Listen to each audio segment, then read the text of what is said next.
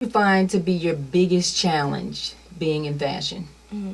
The biggest challenge Or being in even- fashion. Or being, right, or is you the know, biggest living in challenge. New York City. How long you lived in New York City for? What, About 3 years? Yeah, 2 years? almost going on 3 years. Yeah. What was your biggest challenge living in New York City? That's a really good question. I know that I've had challenges. Every day is a challenge. I guess I would have to say, not being born into wealth Okay, is a big challenge. Yes, you know, yes. not having the resources to be able to get things done a little more easier. I wouldn't change it though, because it's teaching me a lot about just management, finances, how to get a yes from a no. I don't take no's for answers. It's teaching me a lot. So I don't really. It might be a challenge, but I think it's a necessity. Like, it's a challenge that I wouldn't change. Okay. So Okay. that's the biggest Let's challenge. talk about now. You're headed out to LA in less than a week. Right, Monday. Okay. I leave. Oh, how exciting is that? I'm very excited. Let's talk about Posse. And Posse. who is Posse and what is Posse all about? See, she notice that personality just automatically changed. She went from Rosalind Jean to Posse. Same person. Let's talk about that. Who is Posse? Well, Posse is a name that my grandmother gave me. My aunts. It's like a family name. As a child, they always called me Posse. Going into music and coming from music, because my father is a musician. I grew up. And tell all your fans who your father is. Curtis Ronell Dowd. Please Google him, look him up. Absolutely. He's the next Quincy Jones. Yes, he is. Only younger. No, I really feel that.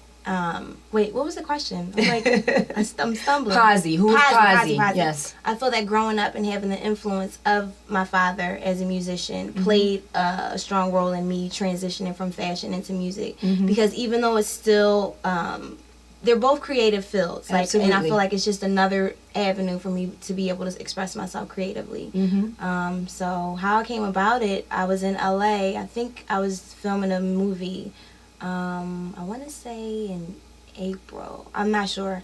It was a few months ago. And I was with my dad at his house, and I was like, I want to record a song today. And he looked at me. He was like, what are you talking about? Record what? And I was like, I want to write a song and record it. He was like, do you even have anything to record? And I was like, no, I'm going to go write something. And I went downstairs and I wrote something, and I came back upstairs and I recorded it. And that was my first song, and I've been writing and recording ever since. Oh, that is a blessing. I feel like it's something that was dormant in me for a while. Yes. But now it's just like the beast is unleashed, and I'm looking forward to sharing it with the rest of the world. So you've actually started recording in New York City. Right. And your business is escalated in New York City. Right. And now the move to LA. The transition is going to be a good one, I feel. I've had the opportunity to work with a lot of good music people, producers in New York. Shout out to Technique. He's one of the first producers that I work with. Okay. Who really really saw in me talent that I didn't even see yet. Yes. So I'll always remember him for that. Rage, Lex, Fireman, Cleese, Grease. Those are like the top producers, and of course Face. I can't forget Face. I just did something with Face. But it's just a blessing and an honor to be able to work with people who've been in the industry for so many years. Yes. And to know it, like the back of their hand, and see a talent in me. And I just started writing in November. Wow. So I haven't even been writing and recording for a year yet. So. And so how many songs have you recorded? I've done maybe like in addition also to like collaborations with people, probably close to 20 songs. Okay, all right. Yeah. It sounds like you have a full album ready to release. Yes. So that means your album release party is going to be in LA, not in New York City. So we have to come to the West Coast now. I'll do two. You promise you're going to come back to the East Coast and do. Okay. I got to come back for Philly. Absolutely, absolutely. So, so you are moving in a rapid pace. Yes, you are. How has your celebrity status changed the relationships between you and your friends, or and you and your family? How has it changed it? I guess I can say I don't really get to spend as much time as I would like with my family and friends.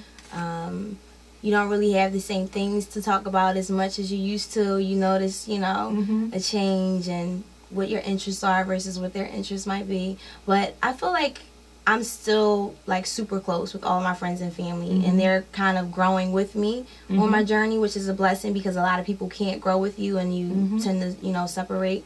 I hope that doesn't happen, you know, but I'm not going to change who I am. I'm going to keep going forward, and